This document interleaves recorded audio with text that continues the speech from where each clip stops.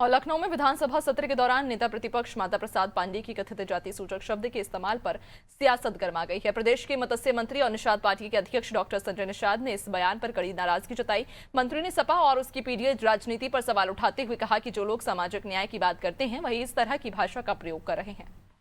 उत्तर प्रदेश सरकार के मत्स्य मंत्री डॉक्टर संजय निषाद गोरखपुर से आते हैं।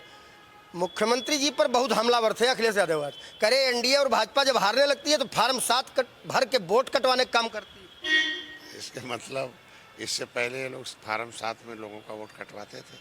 अरे वोट उसी का कटता है जो गलती से पड़ा रह जाता है। हम कह रहे हैं ये चुनाव आयोग से संबंधित मामला है और ये संवैधानिक संस्थान है।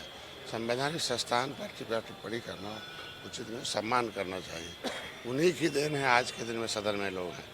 आज चुनाव आयोग नहीं होता तो शायद पिछड़े दलित शोषित वंचित को इस बिल्डिंग में आने का अवसर नहीं प्राप्त होता। तो जो चुनाव आयोग लाया है, जिता रहा है, उसके ऊपर जो कमी है उसे दुरुस्त करें और टीका टिप्पणी ठीक। नसीमुद्दीन सिद्दीकी ने समाजवादी पार्टी ज्वाइन की है। आजम खान साहब जेल में है, तो क्या नया मुस्लिम फेस बनाएंगे नसीमुद्दीन को अखिलेश यादव? और कांग्रेस में थे नसीमुद्दीन, वहाँ तो कुछ हो न पाया। सपा में क्या करेंगे नसीमुद्दीन? देखिए, नेता लोग हैं, इन नेताओं की वजह से मुसलमानों की दशा बहुत ख़राब हो गई। देश जब आज़ाद हो गया तो मुसलमान सम्मान प्राप्त था। बांग्लादेश चला गया, जो बचा यहाँ तो भारत में रहने वाला मुसलमान बड़ा सम्मानित था। लेकिन इन लोगों ने ऐसा हाथी साइकिल पंजा में उलझाया, जालीदार टोपी वालों ने उन्हें जाहिल बना दिया और सच्चर कमेटी का रिपोर्ट भूत बन के घूम रही है कि हाथी दबाओ, साइकिल दबाओ, पंजा दबाओ और बदले में मुसलमान को गरीबी लाओ। और मोदी योगी अमित शाह जी हम लोग अनाज मकान इलाज कराएं।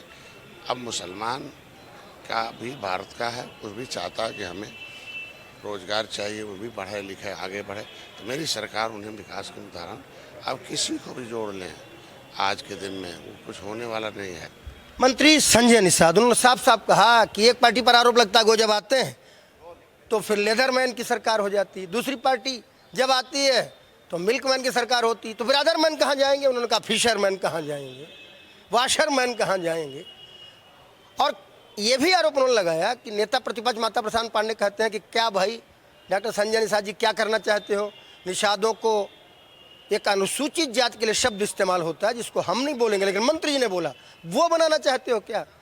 तो भैया मंत्री ये कहना कि अनुसूचित का मतलब नीचे जो सूची में हो, अनुसूची का मतलब वो नहीं जो माता प्रसाद पांडेय जी ने कहा। बाकी आप देख लो, जनता हो जनार्दन हो, आप लोकतंत्र में। नमस्कार।